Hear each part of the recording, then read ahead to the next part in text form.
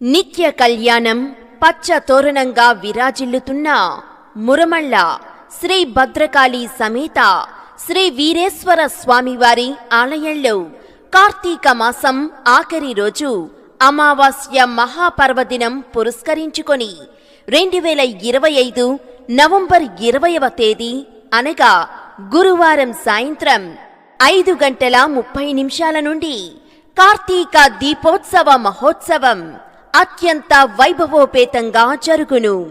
ముఖ్య అతిథులుగా ప్రభుత్వ విప్ ముమ్మిడివరం శాసనసభ్యులు శ్రీ దాంట్ల సుబ్బరాజు గారి దంపతులు విచ్చేయుచున్నారు.